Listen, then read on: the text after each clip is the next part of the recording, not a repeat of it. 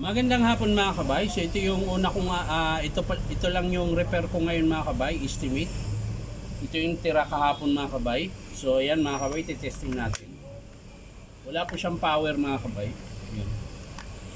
Hindi rin po nailaw lang yung ilaw niya sa switch pero hindi siya naikot. So yung battery natin mga kabay ay 2 bars. Ayan po. 2 bars po yung battery natin. So buksan natin mga kabay, tingnan natin kung anong dahilan. Baka switch na naman to or motor.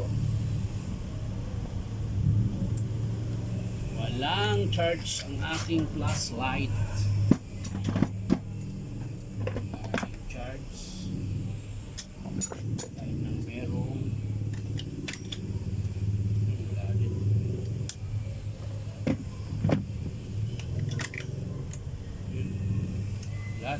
charge muna natin.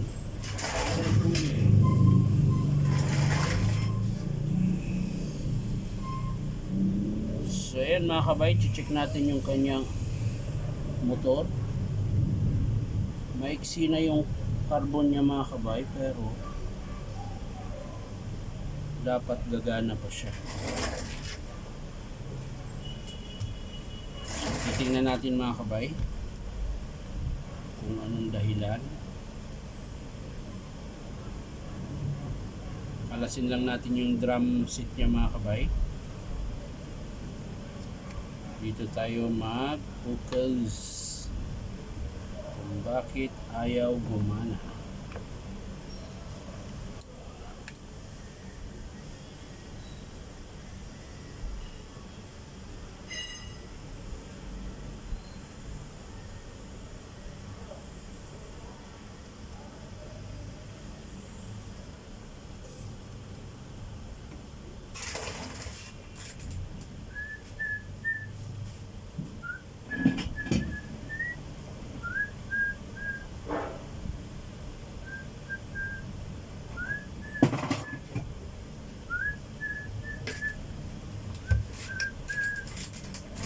Check, check, check.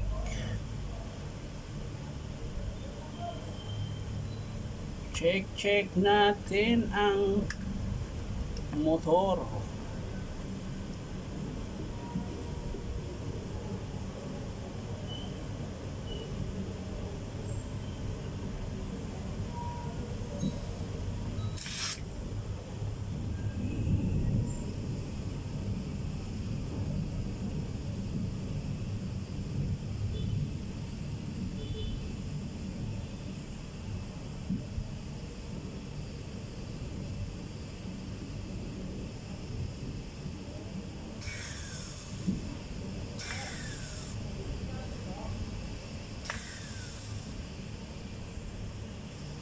Patay.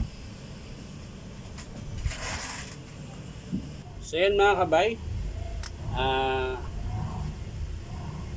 Ito mga kabay, pag pinipindot mo, kanina di ba wala? Ito ngayon meron na siya.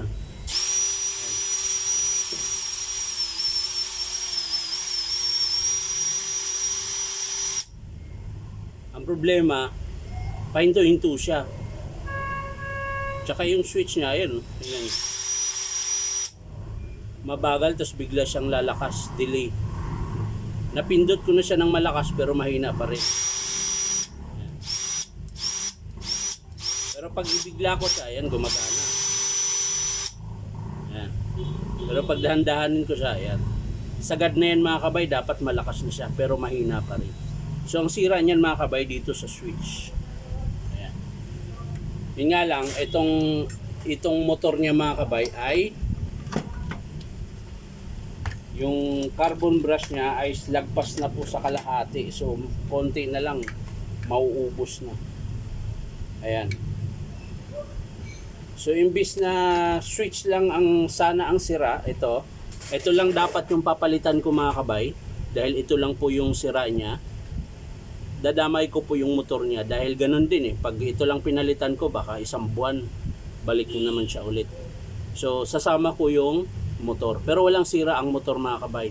Carbon lang po ang problema niya. Ang problema, buo yan mga kabay. So wala tayong mabibili na carbon na kasukat niyan. So pwede man yan mga kabay, pero pag kailangan mong tiyagaing baklasin to para mahugot mo. Tapos ang problema niyan mga kabay, yung spring niyan mga kabay, wala tayong mahanap kung sakaling mabali. So kaya assembly po yan, motor. Ayan. So ang estimate natin dito mga kabay, switch tsaka motor. Ayan. So yan lang mga kabay, hindi ko na po ipapakita kung paano bubuuin. Papakita ko na lang sa inyo mga kabay kapag in-approve ng customer.